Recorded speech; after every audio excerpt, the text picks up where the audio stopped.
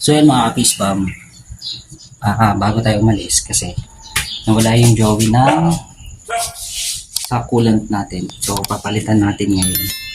At ito yun oh. Ganito ginawa ko. Ayan. And ganyan. Kasi nalaglag yung parang tornilyo niya na dito.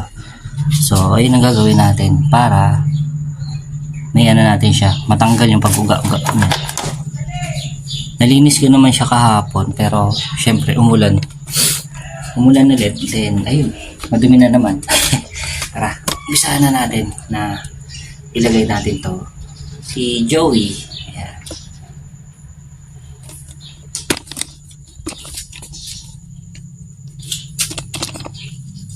Ngayon lang anak, ay pairam ako ng gunting.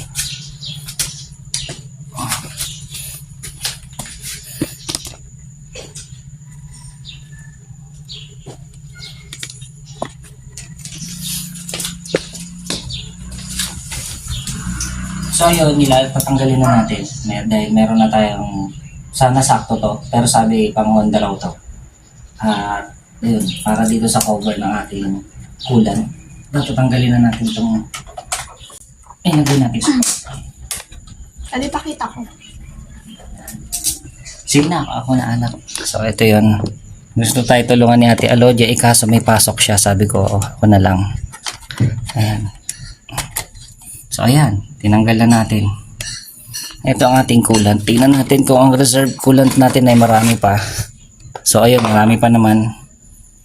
Okay pa naman ang ating coolant. Madumi nga lang.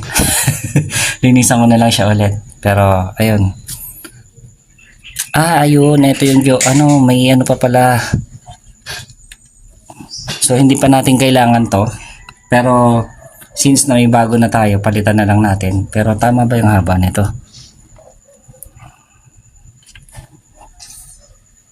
Si mahalos pala ng haba.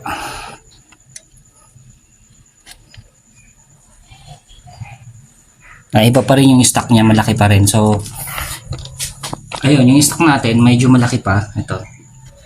Tatanggal yata ito eh. Ayan, so medyo malaki pa yung stock. Okay pa naman. Stock natin, okay pa naman. Ayan. Ayan. So baka lapit na lapit yung mukha ko eh.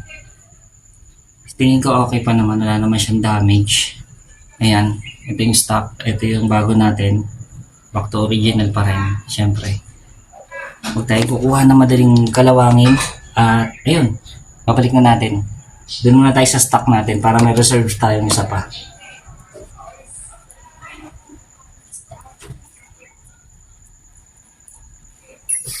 Eto, ganito paglagay ng, hindi ko alam tawag dito eh, parang, ano tawag dito?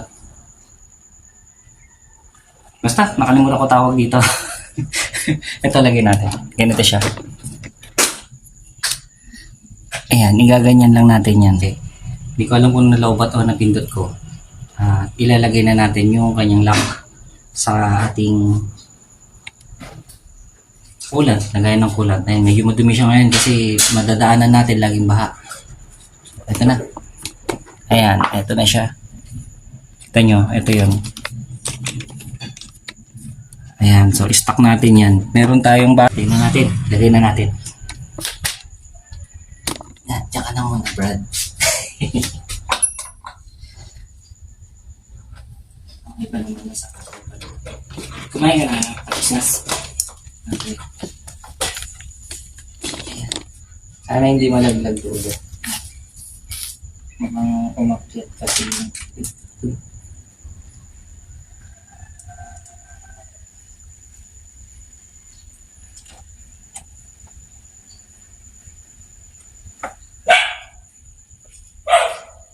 actually yung bagong tornilyo medyo mukhang mahaba ng oras pero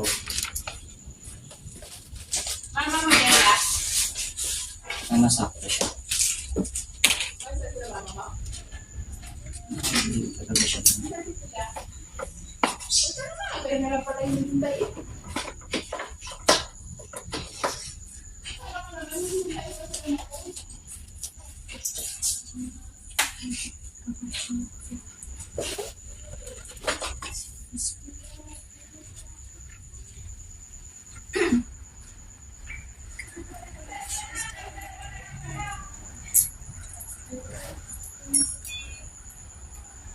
tingin ko ito na lang lalagay na muna natin. Kasi iba pala yung sukat, mukhang umano siya. Dumuwang na kaya pala.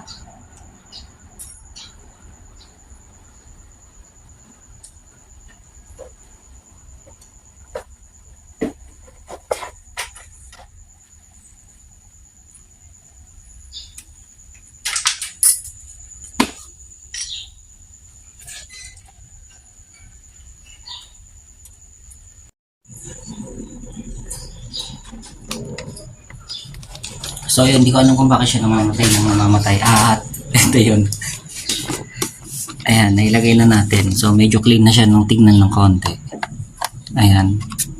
Tingin ko, hanapan ko na lang siya ng washer. Then, siguro pag nilinis ko siya ulit, tanggalin ko na lang to para malinis ko yung loob. So yun. Medyo madumi na rin kasi hindi ko nagagamit yung... Hindi naman ako nagpapakarwash, ako lang eh. Ito pagkatapos kasi ng linis, pag umulan ng hapon, ayun, madumi na naman siya ulit. Kaya, ayun. So mga kapisbam, ayun lang naman. At wala tayong masyadong update ngayon kasi hindi rin tayo nakakapag-rides. Hindi rin tayo masyado makalayo dahil nga rin sa kulit natin. Then, ang budget natin, inaayos lang din natin. Pero makikita tayo. Malay nyo, makasama tayo sa mga loop or kung ano man. Diba? So, kita-kita. Maraming salamat sa panonood. So, yun. Gusto nyo makita yung mukha ka, diba? Diba? Kasi puro lang daw kali, motor. So, ito na. Kita-kita na tayo. Maraming salamat sa panonood at pagsama sa akin ngayon. At, ayun, alis na kami. Papasok na kami ni Lodia eh. Kasi ayun, Lodia, anak. Ayun siya. Nagpe-prepare na rin yan. Alis na kami kasi. Bye-bye na. Atid ko pa siya eh. Bye.